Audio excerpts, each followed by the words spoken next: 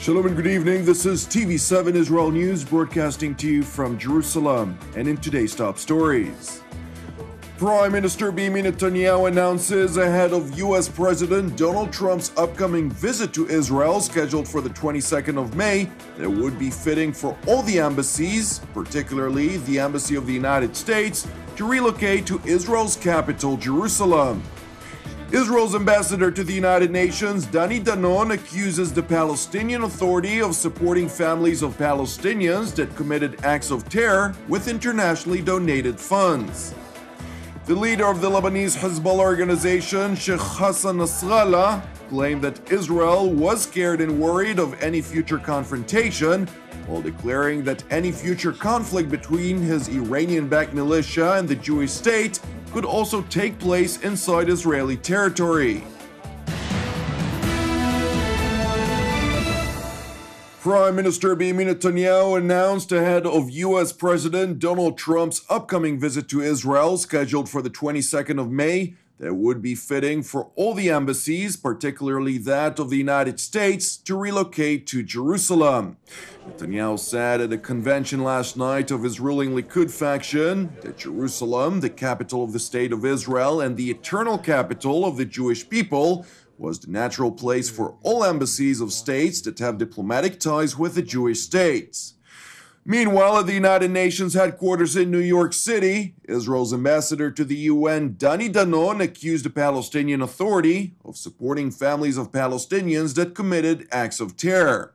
In a press conference, the Israeli diplomat alleged that the families of the Palestinian terrorists received some 7% of the total Palestinian Authority budget, which amounts to some $300 million a year, a significant sum of money that was funded through the generous donations of the international community. The PA paid more than $300 million directly in support of terrorists every single year. This equals about 7% of the PA budget, and it is almost 30% of the foreign aid donated by the international community. So many members of the Security Council, so many UN member states are sending their people's money to support terrorists. Ambassador Danon announced that Israel has officially submitted a request to the United Nations Security Council to immediately cease all payments to the Palestinian Authority, which the Palestinian leadership eventually designates to the families of terrorists. Danon declared that Israel will lead these efforts until the international community understands that it is absurd to condemn terror on the one hand, while on the other, pay terrorists. Today, I officially ask the Security Council to put an end to this outrage. We will lead these efforts until the international community understands that it is absurd to condemn terror while at the same time paying terrorists. Meanwhile, in Israel's northern neighbor, the leader of the Lebanese Hezbollah organization, Sheikh Hassan Nasrallah, claimed that Israel was scared and worried of any future confrontation, while declaring that any future conflict between his Iranian-backed militia and the Jewish state could also escalate inside Israeli territory. أن العدو الإسرائيلي خائف وقلق من أي مواجهة مقبلة، لأنه بدي أحكي شوي عن هالنقطة. من أي مواجهة مقبلة. هو يعلم أن أي مواجهة مقبلة قد تكون في داخل الأرض الفلسطينية المحتلة. لن يكون هناك مكان بمنأى لا عن صواريخ المقاومة ولا عن أقدام المقاومين. Nasrallah tried to play down the prospects of another imminent conflict with Israel in a televised speech to his followers in Lebanon, pointing to events of recent years which he claimed proved that Israel was weak and that defenses the IDF had built along its borders were an admission of Israel's defeat. The threats by the Iranian-backed Lebanese leader comes at a time of heightened tensions between Hezbollah and Lebanon. In recent years, the Syrian conflict has been the arena where tensions between Israel and Hezbollah have ramped up, as Israel occasionally conducts airstrikes on weapons shipments that are destined to reach the Lebanese group. Meanwhile, with regard to the conflict in Syria, the Hezbollah leader declared that the armed groups fighting against the regime of President Bashar al-Assad have significantly weakened, as well as groups that attempted to invade Lebanon through the country's eastern border with the war-torn country, a fact that has brought about a decision to dismantle the military posts of his Iranian-backed groups and transfer the defensive responsibilities in that area to the hands of the Lebanese military. الشيء الأخير بموضوع سوريا أنه نحن الآن دخلنا إلى مرحلة جديدة، ما في شك مرحلة حساسة. الجماعات المسلحة هي بالعموم في أسوأ حال. المهمة المتعلقة بالسلسلة الشرقية أنجزت ببناء الشهداء، الجرحى، التضحيات، الصبر، تضامن الأهالي. هلأ من هون وطالع مسؤولية الدولة.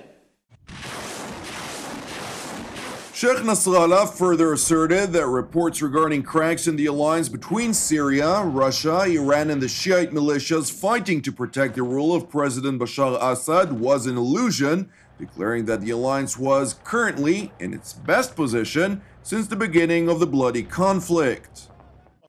أنا أقول لكم لأنه في بعض الناس بيعيشوا على الأوهام وعلى الخيالات وعلى التمنيات. حلفاء سوريا في سوريا يعني روسيا وإيران وبقية الحلفاء في هذه المرحلة سياسيا وعسكريا وأمنيا وميدانيا أكثر انسجاما وتفاهما من أي وقت مضى. Now to the Gaza Strip, the Islamist Hamas organization, which controls the Palestinian enclave, announced that it has apprehended the assassin of one of its most senior commanders, Mazen Fukaha, who was shot to death near his Gaza residence. Ismail Haniyeh, Hamas's newly elected supreme leader, declared that his security services arrested the person responsible, who confessed to carrying out the assassination on Israel's orders. نعلن لشعبنا الفلسطيني لأمتنا العربية والإسلامية أن القاتل المجرم الذي ارتكب هذه الجريمة ونفذ أوامر ضباط أجهزة الأمن الصهيونية أصبح في أيدي الأجهزة الأمنية، أدلى بالاعترافات الواضحة المفصلة الشاملة عن هذه الجريمة. Israel's Shin Bet Security Services, which carries out covert operations against Palestinian militants, did not respond immediately to a request for comment on Haniyeh's allegations, but in an interview Defense Minister Avigdor Lieberman gave to Israeli media right after the killing of the Hamas militant, he attributed the death to an internal power dispute in the Islamist organization, and that the internationally recognized terror group Hamas accused Israel for the assassination to conceal its distress. Thank you for watching us. You can also watch us at TV7Israelnews.com or TV7.fi. For any comments, please send your emails to israelnews@tv7.fi. For more updates from Israel and the region, please join our Facebook page at TV7 Israel News. Praying for the peace of Israel and the peace of Jerusalem. Jonathan Hassan of Erev Tov and Shabbat Shalom. We'll see you again on Monday at the same time.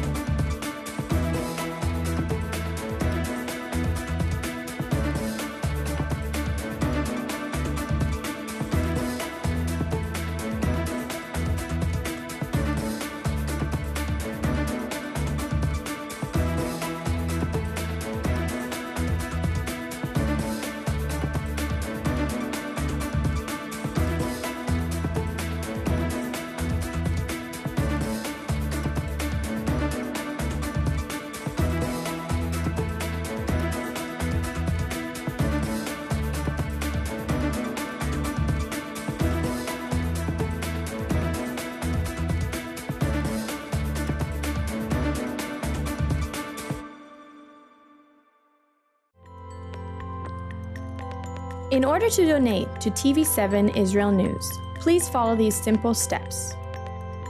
First, press the Donate logo, located at the bottom left side of TV7 Israel News Facebook page, or on the Donate tab at the head of the page.